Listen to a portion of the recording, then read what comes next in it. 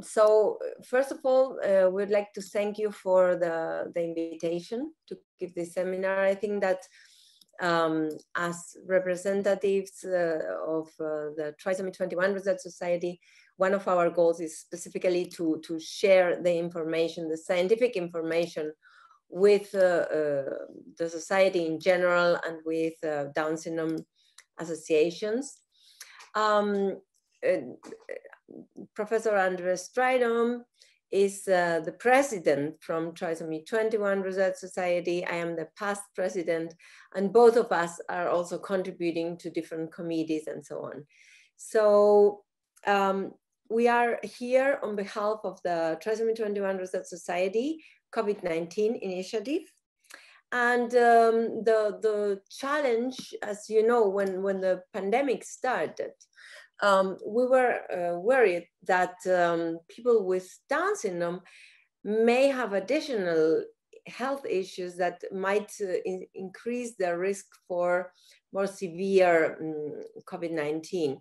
So we were concerned about the possibility that people with Down syndrome could be more vulnerable. And the reasons are these comorbidities that are also comorbidities or health issues that increase the risk for more severe COVID-19, but also that viral infections and pneumonias are an important health concern for people with Down syndrome. And this is probably because they have different immune responses that may put them at higher risk for infection. So this was the ground of our decision. Oops. And also the other reason was that when hospitalized, in fact, people with Down syndrome have greater risk for admission to a hospital due to infections. And when hospitalized, they have more prolonged stays at the hospital, and they may require intensive care support. So, why did we start with this project? Because as I said, we are members of the Trisomy 21 Research Society. Let me explain you a little bit who we are. So the Trisomy 21 Research Society, T21RS, is the first international nonprofit scientific organization that was founded to promote basic and applied, so clinical and basic research on Down syndrome. So our aims are to stimulate the translation of all the research that is being done to be able to apply new scientific knowledge to improve the quality of life with people, for people with Down syndrome. And we have basic and clinical research, but what is very unique from our society is that we make this link with Down syndrome associations. We try to support them in their decisions. We try to provide scientific advice, etc. So this is one of the reasons we are very strongly and very fruitfully, I would say, collaborating with EDSA. In fact, EDSA is part of some of our scientific projects. So this is a really fruitful collaboration that we are having. And let me just explain very briefly that you can find us at this website. We're also on Twitter, and you can become a member. Even if you are a family, you can become what we call an associate member. And this will provide you also with access to different informations and access to different activities. And in fact, one of the activities that I'd like to highlight is the virtual conference that will be held next year. And specifically, we will have a science and society related or neighboring conference. So we will keep you informed so that you can attend and learn about the more important activities and research findings. So how about the COVID-19 initiative? This was started in March last year. So no, this year, sorry, 2020. And the idea was to create a work group that, as you see, is very international, to start some research activities related to COVID-19. So we wanted to really understand what was going on, what was happening with the Down syndrome population in the COVID-19 situation, right? In the context of the pandemics. And the main activity was to create this survey that we are today discussing and presenting. But of course, T21RS has made a lot of other actions. So we're very much in contact with stakeholders, among which EDSA is one of these stakeholders, and family associations, and Down syndrome foundations and associations. So we initially made some recommendations to protect individuals with Down syndrome. We also did prepared and launched this online survey, and Andre Strydom'un will present you some of these results. And we have been very much involved in, for example, making some statements about the shielding of individuals with Down syndrome during the COVID-19 pandemic, based on what we found in the survey, right? And also, again, the same, we made some statements with regard to vaccination. So we're trying to really be helping and promoting that scientific knowledge is then applied to specific measures, right? And besides that, we have been making a lot of local and international activities, webinars. These are just some examples. And there are 6 publications ongoing. So there are 2 reviews in which we have reviewed all the knowledge that is there about Down syndrome and respiratory infections, immune system, etc. There are 3 original papers that are ongoing. One has been already submitted, that is the results of the international survey. The other is the pediatric population results that we'd like to give special attention also. And then there is another paper from the Spanish task force that is comparing respiratory infections, non-COVID respiratory infections with COVID-19 cases in Spain. Besides that, we have one meta-analysis that I will briefly present, and also a Lancet Neurology correspondence. So we have been really trying to make this happen. So sorry about that. Okay, so let me explain you first what was our first approach from Trisomy 21 Research Society. So the first thing that we wanted to understand was to what extent, besides what was already known about the different immune response and so on, what was there from the biological point of view, right?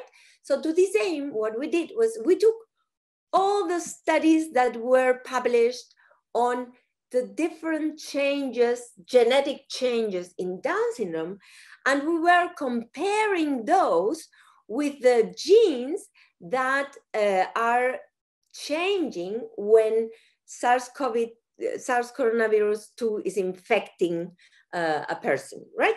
So to see what was the overlap, what were the common factors. And to make a very long story short, I have tried to, I hope it will work, prepare a video. So before, when we were training, it suddenly didn't work. Nothing was working in my computer. I hope it will not happen again, but if it does, just let me make a brief statement that this, what we found is that there are both protective and vulnerability factors in Down syndrome. And this existence of both factors is what may explain what Andre will explain you later, okay? So let's hope it will work. But if not, I disclaim already. Okay, good, it works. So I have prepared a little video. This is meant to be the coronavirus, right? So you see they have this structure. They are, of course, very contagious, but they have these little proteins that you see in the surface. These are called the spike proteins. And what happens in Down syndrome is that the entrance of the virus is somehow favored because some proteins that are needed to favor the entrance of the virus are overexpressed. We have 3 copies of those, right? So when the virus enters, it hijacks the protein making system of the cell to make the viral proteins, right? And this kind of is partly more difficult in Down syndrome because the viral replication, there are some factors that reduce viral replication. When the virus replicates, it kills the cells, right? So they use the cells for replicating, for making more viruses, but then they kill the cells. But then the other part is how we respond to it. And the problem is that in Down syndrome, we have increased inflammation, right? So what happens is that the fluid accumulates in the pulmonary areas, and these may lead to more severe outcomes, right? So basically, to make a long story short, the two factors that I would like to highlight is that there are some specific genes that are triplicated in Down syndrome that may help the entrance of the virus, right? Because they are collaborating with this entrance. The second thing that we have to highlight, and this was highlighted already in the beginning of the pandemic, is that we have a different inflammatory and immune response that may lead to an increased, let's say, cytokine storm, what has been called cytokine storm. That is what creates these more severe cases of COVID-19. So to make a very long story short, and I hope I did not take too much time from Dr. Strydom's presentation, what we have seen in this theoretical study is that there are some protective, but also some, let's say, vulnerability factors in Down syndrome. So I would like now to give the floor to Professor Strydom'un, and I will stop sharing my screen so that he can share his screen because he will present the actual results that we have from these. This is the most extensive and more important survey done internationally on the impact of COVID-19 on Down syndrome. So Andre, the floor is yours.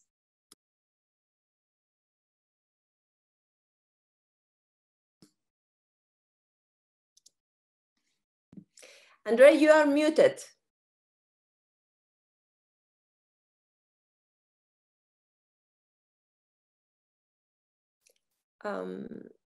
We cannot hear you. You are muted, unfortunately.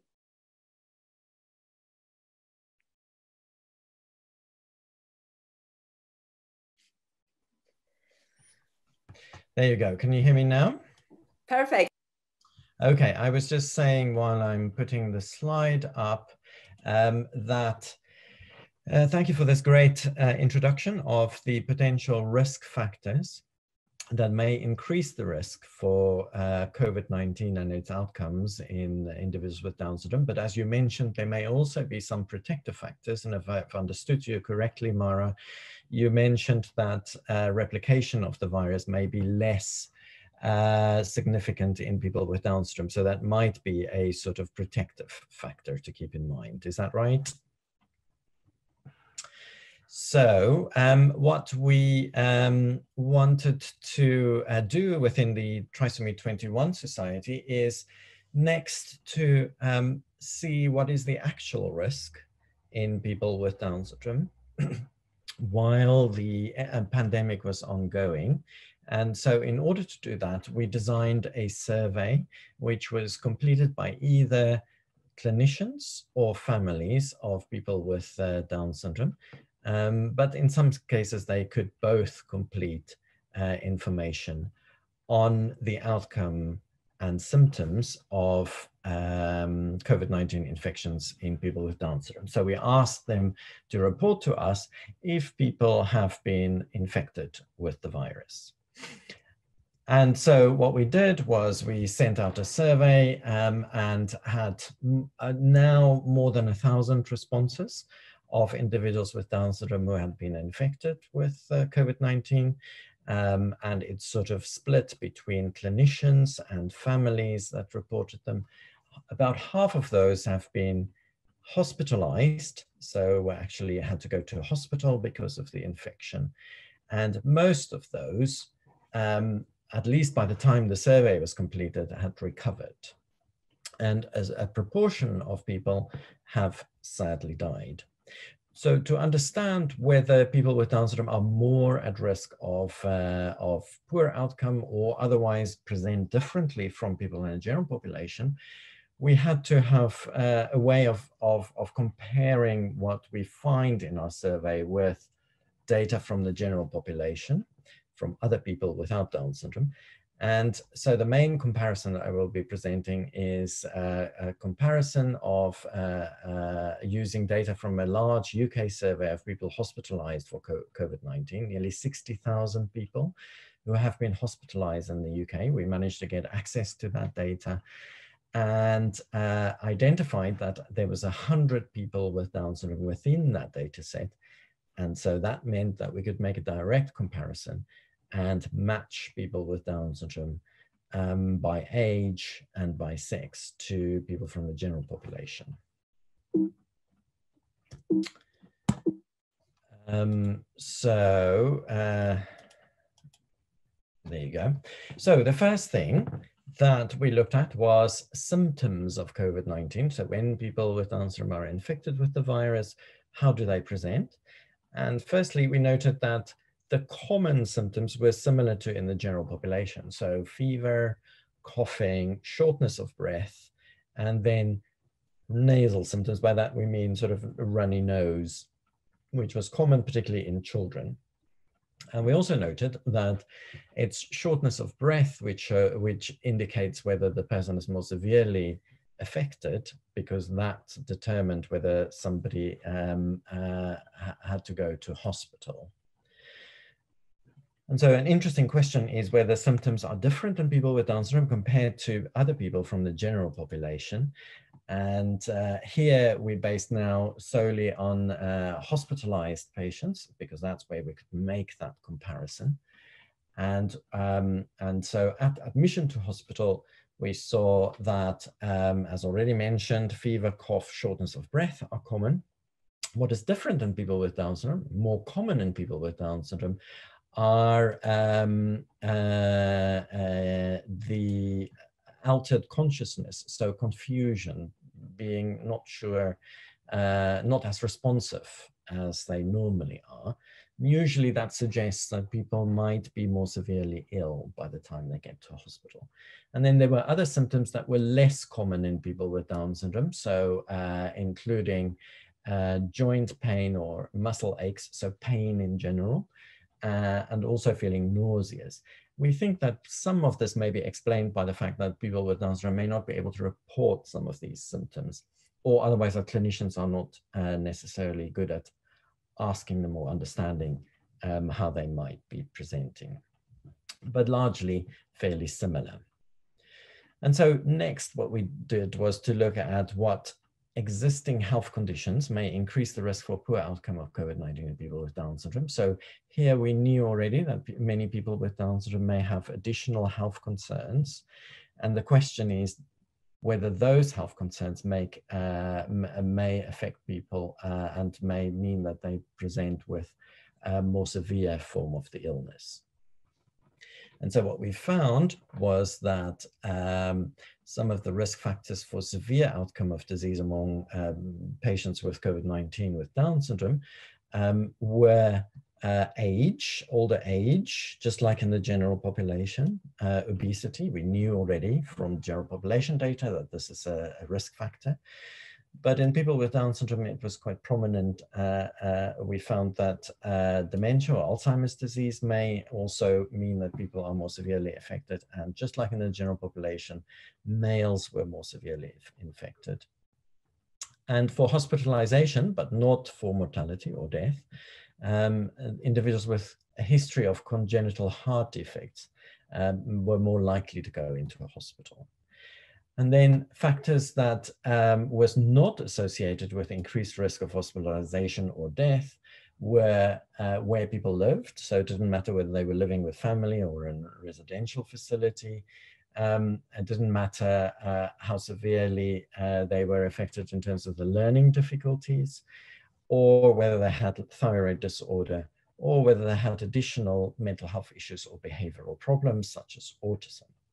And then things that looked like it might be important, but we did not reach statistical significance, were factors such as gastroesophageal reflux, seizures, particularly in children.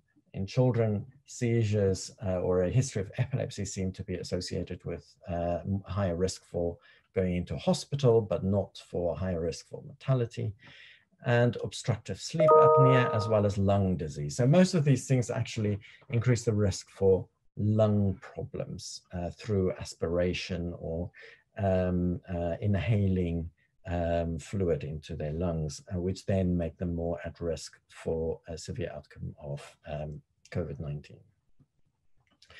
So then we looked at what happens when people with Down syndrome are admitted to a hospital with COVID-19. So what we saw was, in comparison with people from the general population, that people with Down syndrome were more commonly affected by complications of the lung, so had more severe lung infections. So the virus caused a more severe pneumonia and could then lead to a secondary bacterial infection. And people with Down syndrome are also more likely to develop an acute respiratory syndrome, which just means that their lungs are really struggling to cope with the infection. Complications that were as common in patients with Down syndrome as in the general population were heart complications, so heart failure, for example, kidney problems, and blood problems, anemia. And then we looked at whether people with Down syndrome are more at risk of dying after developing COVID-19. And again, we're focusing on people who have been admitted to hospital here. So first of all, if you were just to look at rates, crude rates in individuals with Down syndrome compared to the general population, and this is data from big hospital surveys in the UK, in New York City, and in Spain, it looked like it was fairly similar, particularly in males, say, and in females. What we saw was the pattern that males were more likely to be severely affected. So overall, the proportion of people who died after being admitted to hospital was about 1 in 3 in the general population, but also in people with Down syndrome. However, when we tried to dig into that in a little bit more detail and looked at age, the risk associated with age, what we saw was that people with Down syndrome are younger when they die with COVID-19 than the general population. And if we matched people with Down syndrome or controlled for age compared to the general population, and then you could quite clearly see here in red that after age of 20 into the age of 30s, and particularly after age 40, the risk of dying was much higher in people with Down syndrome compared to the general population. So there you could see that. Whereas people in the general population were at much higher risk after the age of 70. But we of course know that many people with Down syndrome don't live into their 70s and 80s. And so the risk for death due to COVID-19 was shifted, as it were, to a much younger, several decades earlier. And so we estimated that the risk for mortality or death in a person with Down syndrome is similar in those over the age of 40 to those over the age of 80 in the general population. So we already know from newspaper reports and so on, and other reports that it's elderly people that are most at risk. But I think in people with Down syndrome, we could say that the risk is very much increased after the age of 40. The good news is that in our survey, we only found a very small number of children with Down syndrome who have died due to COVID-19, only 4 in the entire survey so far, 4 out of 1,000 individuals with Down syndrome. And so it looks like the risk, just like in the general population in children, for more severe disease is much less than for adults with Down syndrome. So that is at least some good news. The other thing to mention is that the children in our survey that have died were all living in developing countries, if you want, or countries with less universal healthcare, such as in India or Brazil. So, in summary, the take-home messages so far from the analysis that we have done is that in order to monitor for infections, you should look out for the same symptoms in people with Down syndrome as in the general population. So fever, cough, shortness of breath. Increasing shortness of breath and change in consciousness or confusion may be a sign of worse illness. So shortness of breath or becoming a bit confused or sleepy, as it were, maybe a sign of worse illness if they have COVID-19. When people are hospitalized with COVID-19, people with Down syndrome, then lung complications are more frequent. And that's something that clinicians should be aware of when they look after people with Down syndrome with COVID-19 in hospitals. And comparing people with the same age, gender, and ethnicity, adults with Down syndrome age 40 years and older have a greater risk of death compared to patients without Down syndrome. And their risk is really the same as in the general population of older adults over the age of 80. Only a few children with Down syndrome have died of COVID-19. I've already mentioned that they were living in countries with limited healthcare provision or had additional health needs. And so this work has led to us making recommendations about prioritizing vaccination for people with Down syndrome, particularly adults with Down syndrome. So, for example, in the UK, they're rolling out vaccination for COVID-19, firstly in older adults over the age of 80. And what we're trying to tell the government is that they should include people with Down syndrome now already in the first stages of the vaccination program if they are over age 40, because the risk is the same. So just to be clear, what we haven't been able to do so far is we're not able to say whether people with Down syndrome are more likely to catch the virus that causes COVID-19, although Mrna's work has shown that it might be a possibility. But we also know that many people have been good at keeping themselves safe. So many people with Down syndrome have been very good at wearing masks or washing hands and complying with the general kind of rules to keep themselves safe. We were also not able to say how many people are asymptomatic, in other words, can have COVID-19 without showing symptoms when they are infected with the virus. But we have identified a few people in our survey who's tested positive, but didn't really show signs of disease, so it is possible. And then finally, we don't yet know how best to treat people with COVID-19 if they have Down syndrome. At the moment, the best we can say is that they should follow the same sort of treatment guidelines as in the general population, but should monitor more actively for lung complications, such as secondary lung infections. I'm not going to talk much about the limitations of the work, but just need to sort of keep this in mind. Of course, like all surveys, there's going to be some limitations. You can read through this yourself. One of the main things are that we've collected data from different countries and different healthcare systems, which is good, but on the other hand, it may make it slightly more difficult to extrapolate from our data to a specific country. And it may also be that we haven't included, of course, all of the COVID-19 cases with Down syndrome.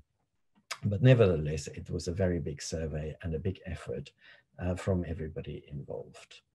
So I think that's the last slide. I'm going to finish there. And I think there might be time for some questions.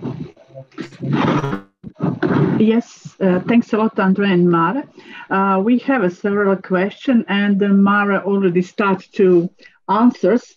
Maybe we could start with first question from the word from Belgium. And please, Mara, could you just what you wrote maybe to say as well to all of us? So Ward was asking if, I mean, I don't find the question now, but... Yeah. How can you test if the test person is more vulnerable and possibility could overreact to the this test mRNA vaccine immune, and could this reaction be different from the wild type infections? Yeah. So basically, what I just wanted to mention is, of course, there are new technologies that are being applied to COVID-19, right? That were not so kind of used before. And one of these is these mRNA vaccines. But what your immune system react to defend from the virus, right? And the way of doing this is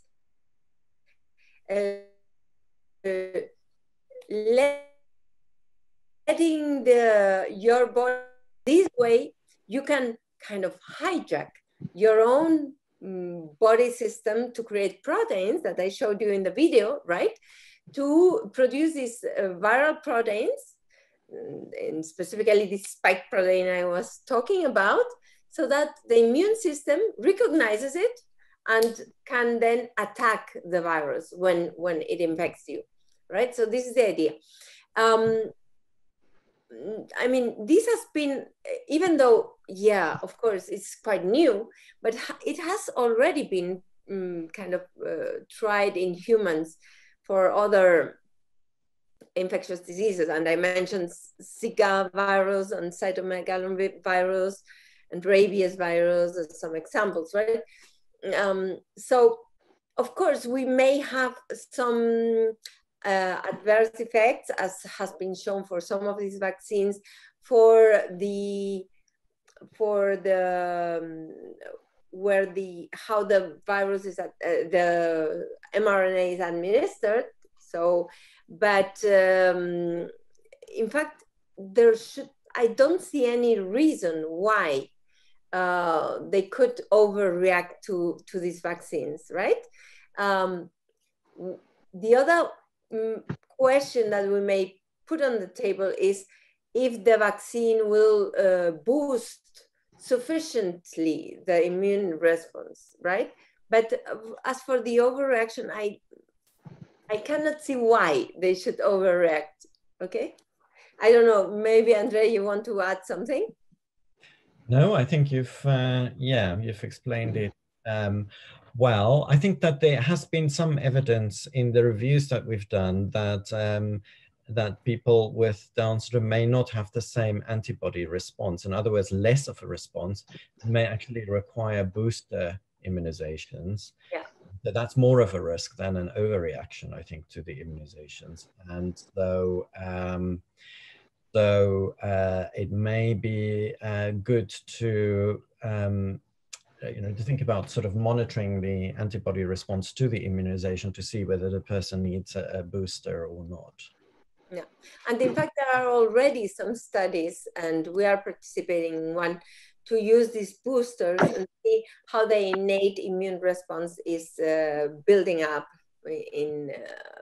We are doing it in mouse models, but we are already testing how these boosters might be effective in increasing innate immune response.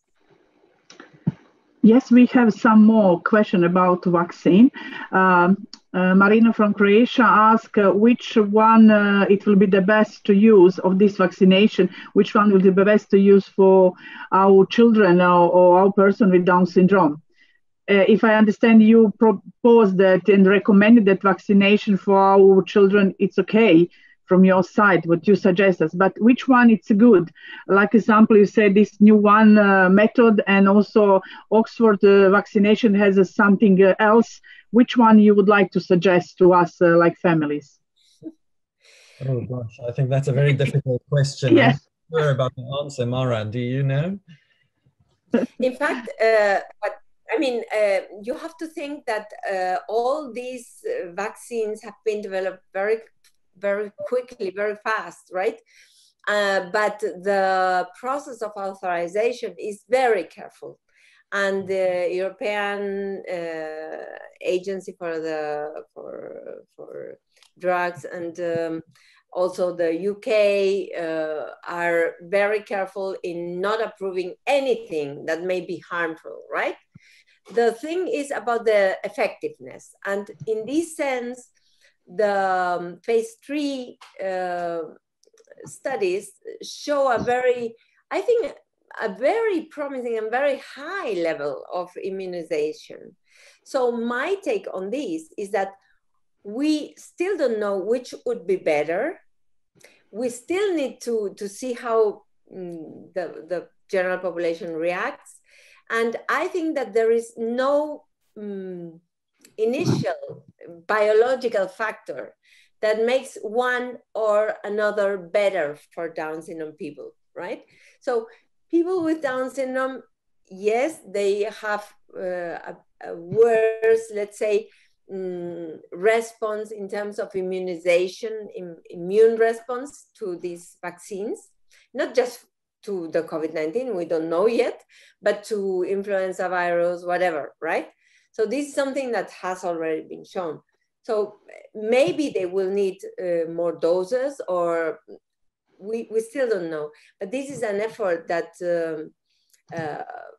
for example, people in the Spanish task force are already taken, including people with Down syndrome, in clinical trials of the vaccines. And specifically, we are testing the Johnson & Johnson, the Janssen's in Europe vaccine, and the Pfizer also. So this is being done in hospitals in Spain, and I think it's the same in other countries. Maybe Andre can elaborate a bit more on that.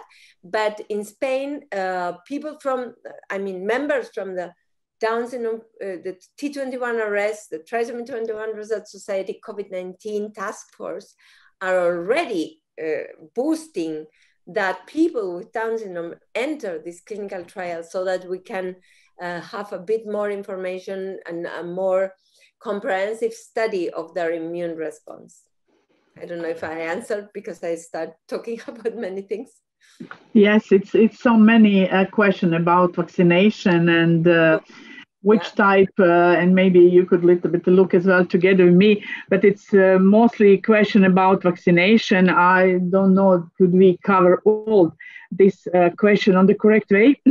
But I would like just to make some comment and ask you, does Monica from Germany ask about are diabetes type 1 potential and the Down syndrome potential risk factors? And as well, do we have any research about conjunctivitis? Like a symptom for COVID with Down syndrome. Oh, so the first question is about type 1 diabetes, whether that's a potential risk factor. I think what we should just be a little bit cautious. I should explain that it's difficult to analyze relatively rare comorbidities and its risk for COVID-19 outcomes in our survey, even though we have 1,000 people, data on 1,000 people. But we've had to focus on the more common health concerns. And type 1 diabetes, although it's more common in people with Down syndrome, is still relatively rare. And so it was difficult to see whether it is a risk for poorer outcome in people with Down syndrome. But we know from the general population data that it might be. So we're not sure, I suppose, is the answer to that. And then what was the other issue? Somebody else, I think Jacqueline asked whether some people with Down syndrome who recovered from hospitalization, are they more at risk for developing diabetes subsequently? Again, this may be something that's a concern in the general population, The answer to that is we don't know.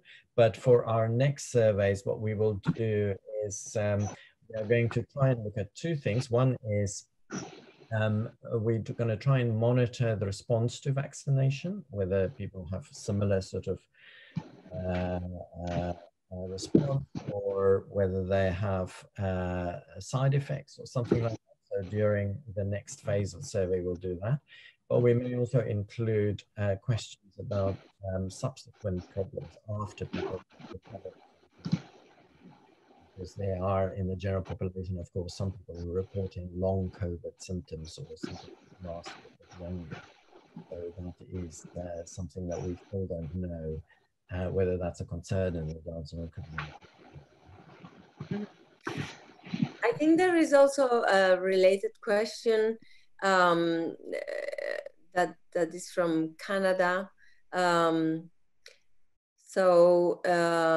Oksana, right, is asking whether, since there is no research on mRNA vaccines and Down syndrome, if it would be reasonable to look to other populations first.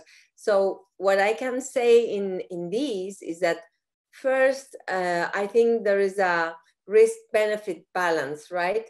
So I think we need to protect people with Down syndrome. And in this sense, our take is that people that are going to be vaccinated, included in the phase 3 or phase 4 clinical trials, will be monitored very carefully to see how they react to these vaccines. Besides, in my lab, we are also doing a study, we are performing a study in some Down syndrome mouse models to see if there is any difference between the mouse models that have this partial trisomy and the euploid mouse models, I mean the euploid leader mates, so that we can at least have some preclinical data to support if first, if they really get immunized in the same way, and also how they would react to different types of vaccines. So this is something that is ongoing already, but of course it takes a bit of time. But in the meantime, I think that, you know, all the agencies are really very careful to not approve something that may be harmful or not effective. So I think my take is that we have to trust them. And of course, the data are based on general population, but if something, it could be less effective, but not more harmful. There are not at least theoretical reasons for that, right? Yeah. So I think the best response is to see how they react to the vaccine in these clinical studies that are very well controlled. Everything is really carefully followed, and this is our opportunity to know. And I think, to me, I don't know, Andre, you can comment also, but this I agree with that. I think that at this stage, the benefit to vaccination would outweigh any kind of risk, because we know there's an increased risk after developing COVID-19 in people with Down syndrome for a poor outcome, and so it makes sense to prioritize them for vaccination. But we can monitor as things go on to see how, you know, whether there is an increased risk for side effects. I doubt it. As Mara mentioned, it's more likely that the response won't be, the antibody response won't be as effective in people with that than in other people, and that they may in fact need a booster vaccination. And that's based on what we know about the pneumococcal vaccination, for example, in people with Down syndrome.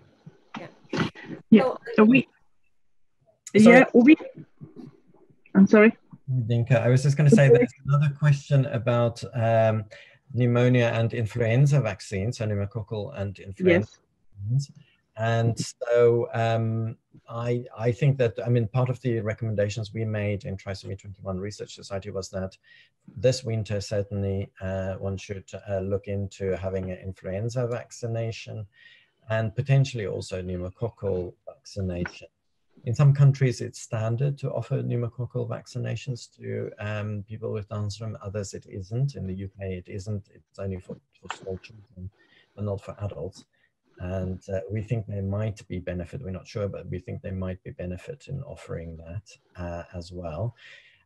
Something to bear in mind, of course, is you can't have one vaccination after the other, so they need to be spaced out. So you would have to think and talk with your doctors about when to have which vaccination and which one to have first.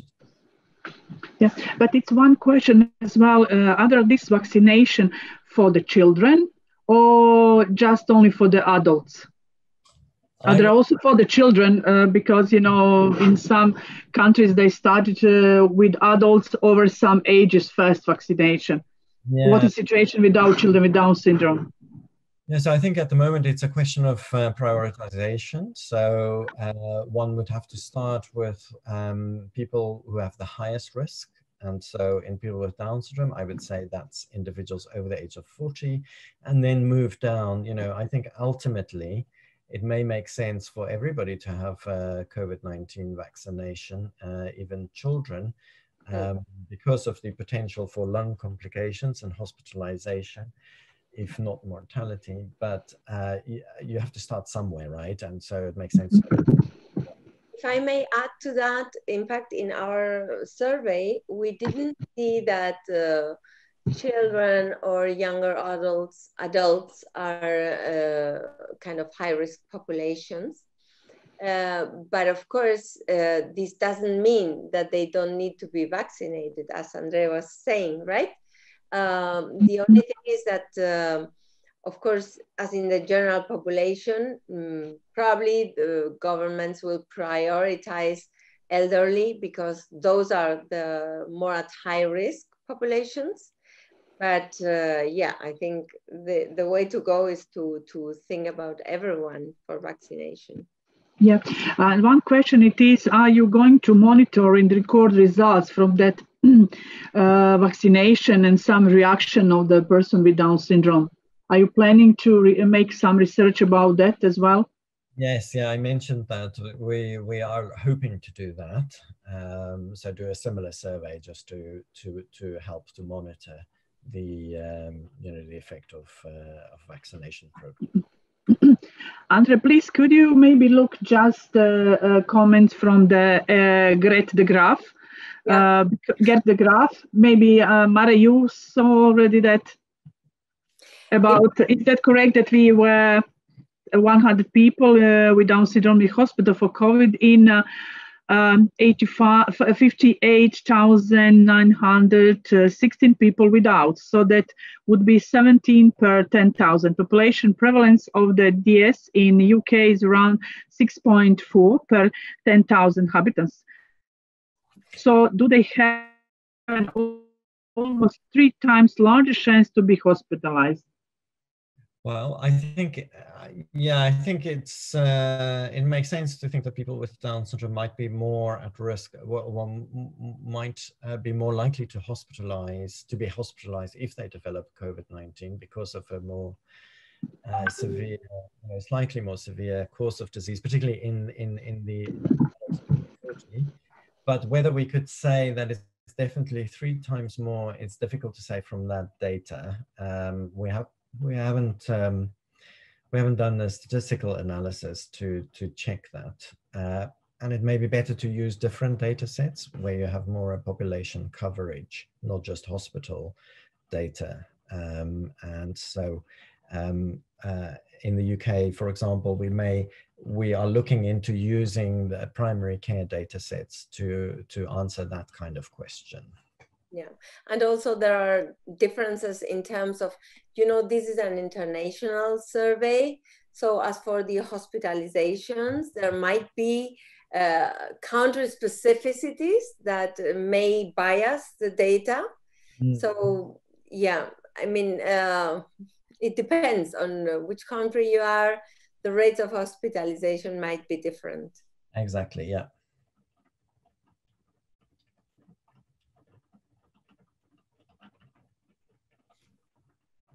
So I think there is also a question about conjunctivitis. I don't know if you did kind of answer this, Andre.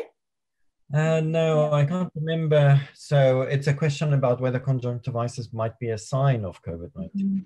Right? Yeah, in fact, it has been proposed, but yeah, it's, you know, the problem with COVID-19 is that there are still a lot of open questions. And we, in fact, are building up on new knowledge to adjust our survey. So conjunctivitis was in fact not asked in the first round, but is now asked in the second round. So we're trying to adapt the survey to the new knowledge that is coming out. Yeah, certainly this could be one sign, but to what extent it is specific or not, or it could be an alarm sign of COVID-19. I mean, I would go for the safe side, and if you have a person with Down syndrome with conjunctivitis, I would take, if there is also other symptoms, I would take them to be revised by the medical doctor. Yeah, Mara, do you see some more comments what we didn't answer until now? Okay, this last one from Mrna from Croatia. If you see, apart from vaccination for COVID, are there any pharmacokinetics drugs side effects follow-up specific for this? It would be interesting for many medicines to have evidence-based information for prevalence. Do you know any of research ongoing or institution following that? Not specifically, no. So it's a good suggestion to think about pharmacovigilance in general in vulnerable populations, such as in people with Down syndrome, but I'm not aware of any specific work in that area. We have looked, for example, at side effects of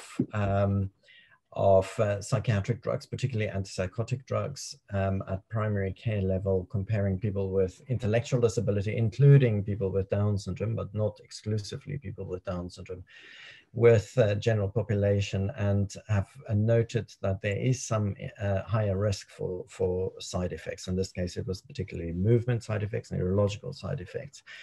And so in general, we believe that people with intellectual disabilities, including people with Down syndrome, may be at a higher risk for some kind of side effects. And so as a principle, what we normally do is to try and start with lower doses. So we might start with the doses that elderly care physicians would use to be careful and safe, and then increase the dose slowly as well, to be sure that we don't have problems, and monitor for the problems as well. Whether that applies to vaccination programs, that's a different issue, I think, but certainly for medications such as tablets, we tend to be more careful in people with Down syndrome. Regarding also, if I may contribute a little more, regarding to other medications that are being used for COVID-19, of course, most of the experience is in general population, but as you know, there are already some drugs that have been not kind of supported for COVID-19. And in fact, one of the questions in our survey is about the possible drugs that persons with Down syndrome have received. Unfortunately, this is only answered in the clinicians' surveys, not in the family surveys, because families normally do not know about that. And this, of course, makes it a bit more difficult to have sound results on this part. But yeah, I mean, this is something that is also being taken into account. And I think we don't have data right now, but it's something that, as Andrea was saying, is, of course, a matter of, let's say, concern. And what I can say is that in some Spanish hospitals, they are recording all this data. so that we can at least have the information. And this is done by several hospitals here in Spain. So let's hope to have some answer in the next future. Yeah, we have one question or two, even two questions. Do we see that celiac disease are also one of the risk factors for the COVID-19? I think that's the same issue as with diabetes. So some conditions were just too rare for us to be sure, and so we were not able to analyze it. And celiac disease was one of those. So we can't be whether it's a risk factor or not. Yeah. But reflux was potentially an additional. I think that's because of the risk for aspiration and developing lung problems. Yeah. What type? Yeah. Sorry, Andrea was saying, our problem is that comorbidities that are not such prevalent in Down syndrome, of course, they are very difficult to catch up in our survey, right? So the problem is if there is a comorbidity that has, I don't remember exactly for celiac disease, but I think it's around 10 to 20%, something like that, in the studies that I remember by head. But of course, this is very difficult to catch in our survey, right? So hopefully as it increases, and here I'd like to invite you all, please, to report any case you have. You can contact us, just search for the Trisomy 21 Research Society COVID-19 initiative, and it would be extremely useful. For example, now in Spain, we have people with positive PCR, but without symptoms, right? So all these cases will help a lot to make a clear picture of what's going on. But we need you, guys. We need your collaboration. So please, please contact us and help us build up this initiative, because it's in your hands. In fact, if I may, most of the answers, you have them. You have them. If you contribute, we may be able to sort out the responses, right? So contribute. Yeah. Okay, Mara, thanks a lot. Andrew, would you like to say something more as well? Because we are now 8 minutes past 6 o'clock p.m.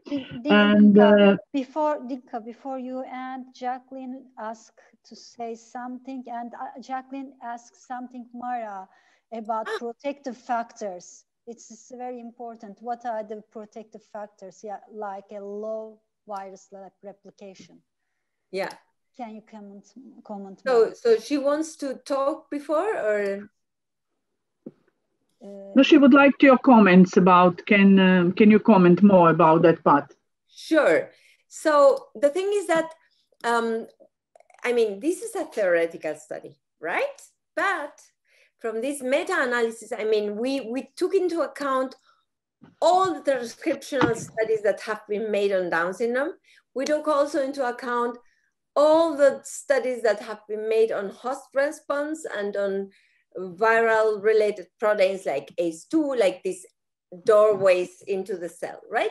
So, okay, if we summarize everything, we have viral entry is facilitated, but then we have some proteins that might be contributing to inhibition of viral genome release. So that when the virus enters the cell, it has to hijack the protein synthesis system of the cell to use it in its favor, right? So to replicate, right?